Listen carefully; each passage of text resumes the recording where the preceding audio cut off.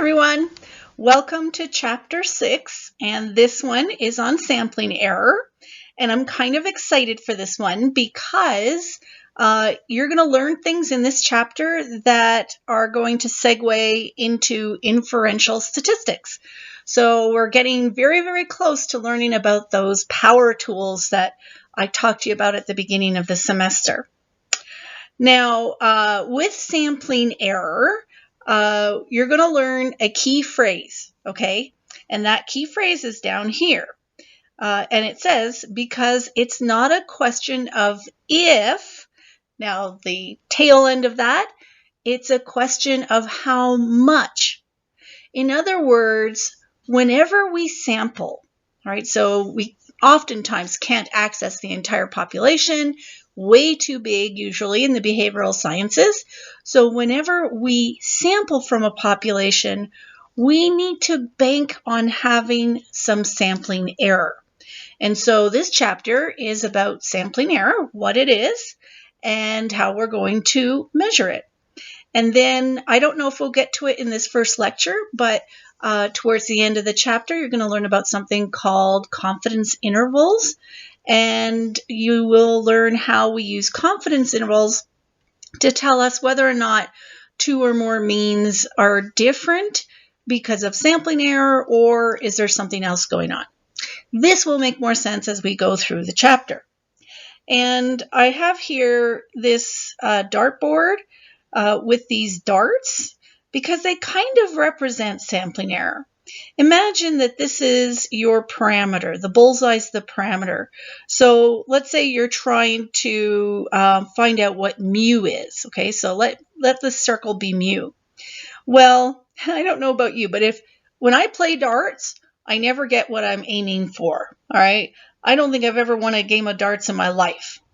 And that's because whenever I shoot for the bullseye, so in this case, by the analogy, I'm shooting for mu, I'm trying to estimate it, my estimates are always going to be off. My darts will never get there.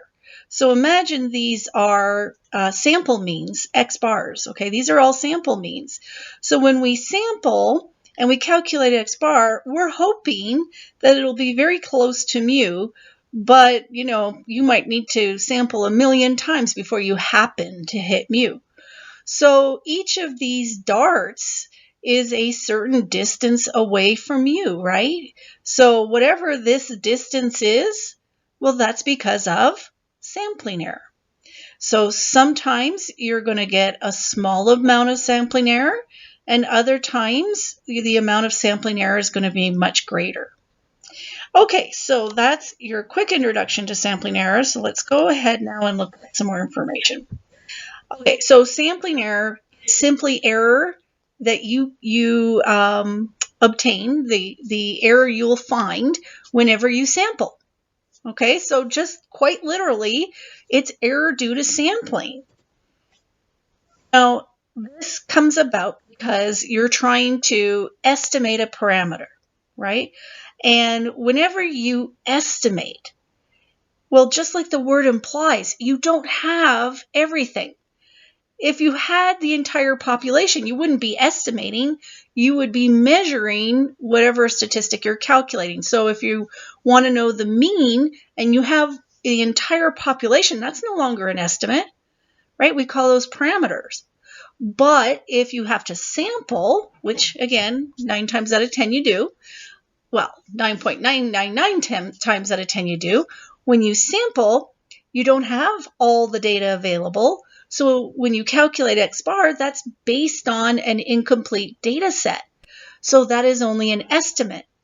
And very, very infrequently will our estimates equal the parameter it's trying to estimate. X bar is going to be off from mu. Sometimes it'll be an overestimate, sometimes it'll be an underestimate, but it's going to be off. And the amount that it's off is sampling error.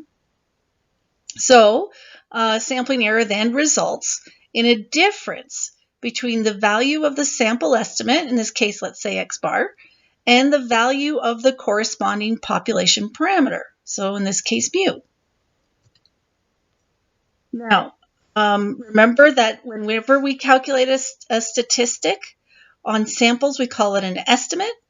and they are only estimates. All right, we don't know necessarily if they're good or bad, although I will show you a way to calculate that in this chapter. We'll have a way of learning if an estimate is probably a good estimate of the parameter or probably a poor estimate of the parameter.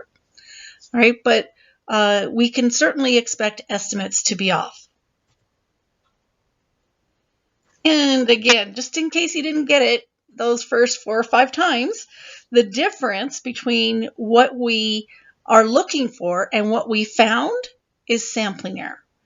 So, for example, what we could do very simply is if we knew the parameter, we could just take the estimate minus the parameter, and whatever that difference is, that's because of sampling error. It's because we sampled. So we took x bar. Remember that this m here is a substitute for x bar. It's the more modern symbol of the sample mean. So if we, but I'll say x bar, I'm just used to that. So if we took x bar minus mu, the difference is because of sampling error. Same thing, if we took a sample and calculated the variance of the sample and subtracted the variance of the population, the difference is due to sampling error. Then the same thing with standard deviation. We take the estimate minus the parameter, and whatever that difference is, we chalk it up to sampling error. So every time we sample, we need to expect to have some sampling error. Now, is it ever going to be the case that x bar will be precisely equal to mu? Well, yes, I mean, there is that possibility, just like there's a possibility that you're going to walk down the street and find $1 million in cash tucked away in the corner of some building, right? It's possible, but it doesn't happen very often. Remember, it's not a matter of if, it's a matter of how much. So in other words, we're going to need a way to measure sampling error. We want to know how much error we have. So here's a little question for you. When would we not have sampling error? I'll give you a second here to think about it. When would we not have sampling error? The answer is when we don't sample. Right? If we have the whole population, then we wouldn't sample from it, right? If we could get to the whole population. And that's the only time you wouldn't have sampling error. For sure, you wouldn't have it because you have the whole population. Remember, whenever we sample, what should we expect? Sampling error. And if you don't sample, how can you have sampling error? So now the question becomes, how can we measure sampling error? Well, I'm glad you asked that. There's going to be 4 ways we're going to go through to measure sampling error. And as you will soon discover, there's only one good way. But I'm going to present you with 3 bogus ways. Now you might be wondering, why do we have to go through 3 bogus ways of measuring sampling error?